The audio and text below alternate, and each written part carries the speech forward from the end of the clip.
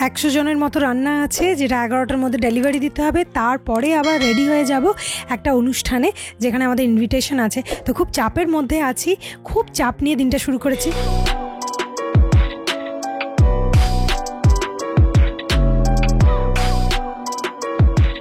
Hello বন্ধুরা, নমস্কার and welcome back to my channel again. আজকে আমাদের খুব চাপের একটা দিন। আজকে প্রথমেই বললাম 100 জনকার আমাদের অর্ডার রয়েছে, এই প্রথমবার এত বড় একটা অর্ডার। তাই আগের দিন সন্ধ্যেবেলা থেকেই সব কিছু প্রিপারেশন শুরু করে দিয়েছিলাম। সকালবেলার অর্ডার মানে সকালে তো বাজার যেতে পারবোই না, আর যদি যাইও তাহলে আমরা রান্নাবান্না মোটেই শেষ করতে পারবো না সময়ে। সেই জন্য আগের দিনই পিঙ্কি সমস্ত কিছু বাজার করে নিয়ে চলে এসছে। আলু, টমেটো, মানে পেঁয়াজ রসুন নেই, কেননা এটা ভেজ হবে সবটাই। কমলা রাইস হবে আর সাথে হবে আলুর দম, মানে নিরামিষ আলুর দম। সেই জন্য আলু নিয়ে চলে এসছে, এদিকে টমেটো নিয়ে চলে এসছে, আর দেখলেই তো যেগুলোতে সার্ভ করবো সেই কন্টেনারগুলোও নিয়ে চলে এসছে। আর সঙ্গে সঙ্গে সমস্ত গুঁড়ো মশলা, কাজু, কিশমিশ সব কিছু নিয়ে চলে এসছে।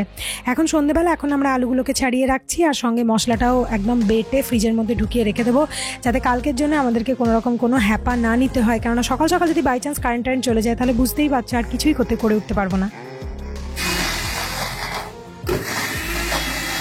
আদা আর কাঁচা লঙ্কাটাকে একসাথে পেস্ট করে রেখে দিলাম। বাকি যে মশলাটা হবে সেটা সকালেই করব, কেননা সেটা শিলেও হয়ে যাবে। যদি বাই চান্স কারেন্ট না থাকে তাহলে শিলেও করে নিতে পারবো। এখন সকালবেলা একদম সকাল 6টার সময় আমরা চলে এসেছি। দেখো এখানে অনেকটা কিছু এগিয়ে রেখেছি। এই যে আদা আর কাঁচা লঙ্কা বাটাটা, এদিকে আলুটাও সেদ্ধ করতে দিয়ে দিয়েছি যাতে তাড়াতাড়ি করে সেদ্ধ হয়ে যায়। এদিকে অলমোস্ট আলু সেদ্ধ করাও হয়ে গেছে, কিন্তু এখন আমরা একটা বড় সমস্যায় পড়েছি, যেটা তোমাদের এখনই বলবো। আর এদিকে চালটাকেও ভিজিয়ে আমি জল ঝরার জন্য একদম শুকনো করতে রেখে দিয়েছি। কালকে আমরা গ্যাসের পরিমাণটা বুঝতে পারিনি কতটা, মানে সিলিন্ডারটা ভেবেছিলাম যে হয়ে যাবে, কিন্তু এখন বাজে সকাল 7:30। হঠাৎ করে গ্যাসটা শেষ হয়ে গেছে, একদম নিভে গেল বড় গ্যাসটা। ছোট গ্যাসটা আমাদের রয়েছে, তবে ওটাতে তো আর 100 জনকার করা সম্ভব নয়। সেই জন্য আমি এখন গ্যাসটা ভরতে যাচ্ছি। দেখা যাক কোথায় দোকান খোলা পাবো, কেননা 7:30টার সময় দোকান খোলা থাকাটা খুব চাপ। সবচেয়ে বড় হচ্ছে এই সমস্যাটাই, গ্যাস না থাকা। অ্যাকচুয়ালি আমাদেরই ভুল হয়েছে। আমরা আগের দিনে দেখলাম সিলিন্ডারটা মনে হলো ভারী, সেজন্য ভরতে যাইনি। এত কিছু করার পর টায়ার্ড হয়ে গেছিলাম, কিন্তু সকালে উঠে দেখছি গ্যাস শেষ। সকাল 7:30টার সময় সমস্ত দোকানপাটি সব বন্ধ ছিল, আর সকাল সকাল খুব বৃষ্টি হয়েছিল, সেজন্য আরোই দোকান খুলতে লেট হচ্ছিল। তাও সমস্ত বাজার ঘুরে, গোটা বিষ্ণুপুর ঘুরে আমি আলটিমেটলি গ্যাসটাকে ভরে নিয়ে চলে এসেছি। এরপরে আমি আলুর দমটা প্রথমেই চাপিয়ে দিয়েছি, যেহেতু আলুটা সেদ্ধ হয়ে গেছিলো, মশলাটাও বাটা ছিল। তো এই কড়াইটাতে একটু বড় আমি ভুল করে ফেলেছি, ভেবেছিলাম যে এই কড়াইটাতেই আমার হয়ে যাবে আলুর দম, কিন্তু অনেকটা পরিমাণ, তো সেই জন্য এটাতে তারপর যখন মশলাটা কষানো হলো তখন মনে হলো যে না, এটাতে করা যাবে না। সেই জন্য আমি দুবারে করবো ভেবেছি। এটাতে মশলাটাকে প্রথমে কষিয়ে নিয়ে তারপর অন্য আরেকটা জায়গায় তুলে নেবো, তারপর ওখান থেকে একটা বড় ডেকচিতে সবটাকে একসাথে দিয়ে কষাবো। তো প্রথমেই তেল দিয়ে তার মধ্যে গোটা গরম মশলা দিয়ে তার মধ্যে আমি দিয়ে দিয়েছি আদা আর কাঁচা লঙ্কা পেস্টটা। এবার ভালো করে নাড়াচাড়া করে গুঁড়ো মশলাগুলো দিয়ে দিয়েছি, মানে হলুদ, কাশ্মীরি লাল লঙ্কার গুঁড়ো, ধনে গুঁড়ো, জিরে গুঁড়ো সব দিয়ে দিয়েছি। আর এর মধ্যে আছে টক দই, কাজু বাদাম আর চারমগজ বাটা, সঙ্গে দিচ্ছি একটুখানি ধনে গুঁড়োটা যদি টক দইয়ের মধ্যে দাও, দই যদি ঠান্ডাও থাকে তাহলে দইটা কিন্তু ছেটে না, মানে কড়াইতে দেওয়ার পর দইটা কেটে যায় না।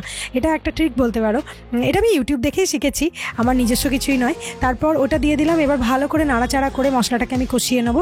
এরপর একটুখানি আমি ফ্রেশ টমেটোকে আমি পিউরি বানিয়ে নিয়েছিলাম মিক্সিতে, সেটা দিয়ে দিলাম। এবার দেখো কি সুন্দর করে তেল ছাড়ছে না আমাদের কড়াইয়ে। এবার আমি আলুটা দিয়ে দিচ্ছি। তো কিছুটা আলু দেওয়ার পর আমার মনে হলো যে না, এটাতে তো করা যাবে না, আর আমি তুলতেও ভুলে গেলাম গ্রেভিটা। এবার এই অবস্থাতে আমি কিছুটা গ্রেভি আলু সমেতই তুলে নেবো। তারপর অন্য যে ছোট গ্যাসটা আছে ওর মধ্যে বসিয়ে দেবো। দুবারে দুদিকে হবে। তারপর বড় যে আমাদের কন্টেনারটা আছে সেটা বসিয়ে একসাথে জল দিয়ে ফোটাবো, এটাই প্ল্যান আছে। আর আলুটা যেহেতু সেদ্ধ করা আছে আগে থেকে নুন দিয়ে, সেহেতু অতটা সমস্যাও আমার মনে হয় না হবে। তো ওই দিকে হাফ চাপিয়ে দিয়েছি, এই দিকেও হাফ চাপিয়ে দিলাম। এরপর করছি, অ্যাকচুয়ালি আমরা যেহেতু এতটা জিনিস কখনো করিনি, সেহেতু সবটাই আমাদের কাছে শিক্ষণীয় হয়ে যাচ্ছে। মানে একটা করছি, ভুল করছি, আবার ঠিক করছি, এই করে করে আমাদের প্রত্যেকটা বার যতবার অর্ডার হচ্ছে ততবারই আমরা কিছু না কিছু একটা জিনিসের থেকে শিখছি। এই ধরো ভাতের চালের মাপ, আলুর মাপ, গুঁড়ো মশলার পরিমাণ সব কিছুই কিন্তু আমরা এক এক করে আস্তে আস্তে একটু করে পটু হচ্ছি। এবার দেখো বড় কন্টেনারটাতে একসাথে সবটা চাপিয়ে দিয়েছি, জল দিয়ে দিয়েছি। এবার ঢাকা দিয়ে এটাকে একটুখানি কষিয়ে নিলেই এটা সুন্দর করে হয়ে যাবে। ওপর থেকে আমি এরপর একটুখানি মশলা দিয়ে দেবো, শেষে দিয়ে দেবো কসুরি মেথিটা, আর দিয়ে দেবো ধনে পাতাটা। এটা ডিটেলে ভিডিওটা আমি পোস্ট করব আমার ফেসবুক চ্যানেলে, তোমরা যদি চাও ওখানে দেখতে পারো। ছোট করে এই ভিডিওটাকেই পার্ট করে আমি পোস্ট করবো, যেহেতু এটা অনেকটা বড়। তো এটা মোটামুটিভাবে রেডি হয়ে গেছে। প্রথমে আমি কিন্তু সাজিরা দিয়েছিলাম, প্লেন জিরাটা দিইনি।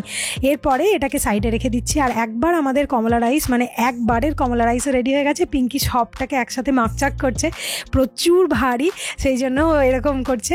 এবারে আমরা আরেকটা জায়গাতে আরেকবারের মতো কমলা রাইসটা চাপিয়ে দিচ্ছি, কেননা সবটা একসাথে করা আমাদের পক্ষে পসিবল নয়। তো প্রথমেই জল গরম করতে দিয়ে এর মধ্যে আমরা দিয়ে দিচ্ছি সাজিরা, গোটা গরম মশলা সব কিছুই, যেমন এলাচ, তারপর দারচিনি, লবঙ্গ, সাজিরা, সামরিচ সব কিছু দিয়ে দিলাম। এবার দিয়ে দিচ্ছি তেজপাতা। এরপর সামান্য একটুখানি আমি নুন দিয়ে দেবো, কেননা চালে এখানেই নুনটা আমার লাগবে। আমি চালটা যখন মাকচাক করবো তখন কিন্তু নুনটা আমি দিই না, আমি এই জলের মধ্যেই বেশি করে নুন দিই যাতে চালেও নুনটা ঢুকে যায়। এবারে আমি দিয়ে দিচ্ছি কাজু আর কিশমিশটা।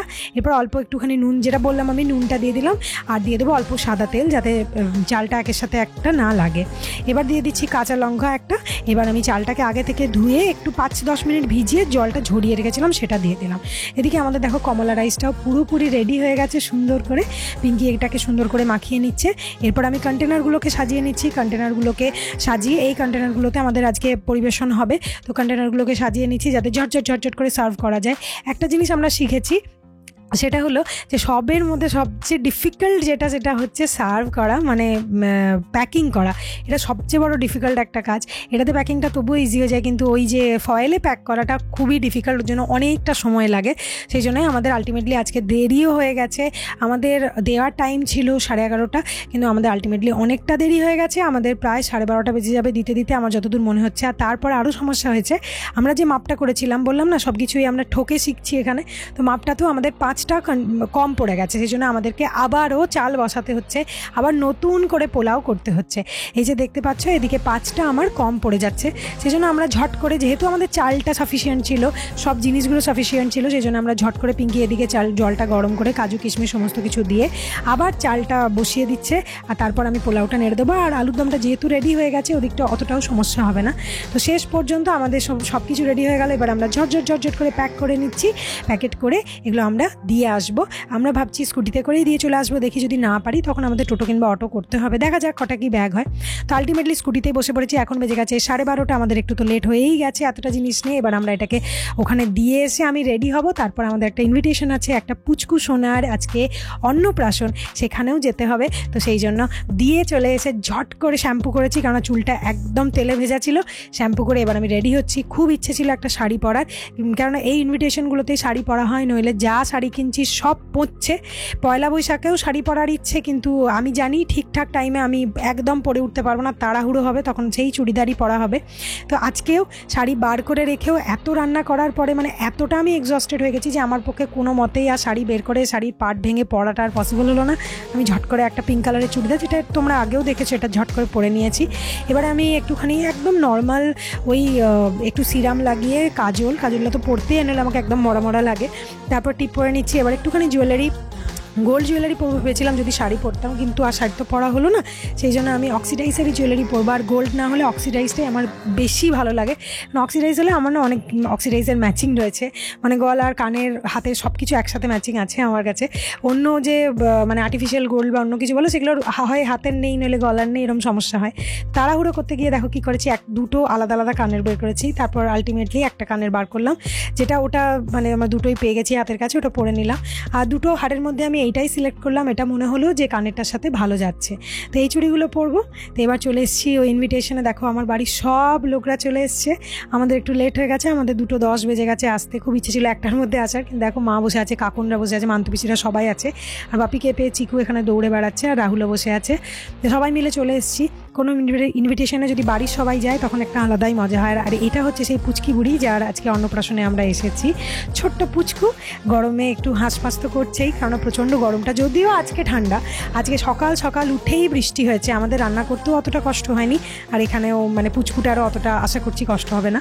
তো আমরা এই যে এরপর আমরা খেয়ে নেবো, তারপর বাড়িতে গিয়ে লম্বা ঘুম দেবো, কারণ আজকে সকাল থেকে যা হেক্টিক দিন আমাদের গেল, আর কিছু বলার নেই। যাই হোক, ভালো থাকবে তোমরা, কালকে আবার একটা নতুন ব্লগ নিয়ে চলে আসবো। টাটা।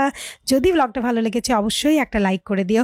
তোমাদের একটা লাইক আমার জন্য অনেক বড় ব্যাপার, তোমাদের হয়তো সময় লাগে না, কিন্তু আমার জন্য এটা একটা দারুণ ব্যাপার হয়ে যায়। তো একটা অবশ্যই লাইক করে দিয়ে যেও যারা দেখছো, আর চ্যানেল নতুন হলে অবশ্যই সাবস্ক্রাইব করো। চলো টাটা।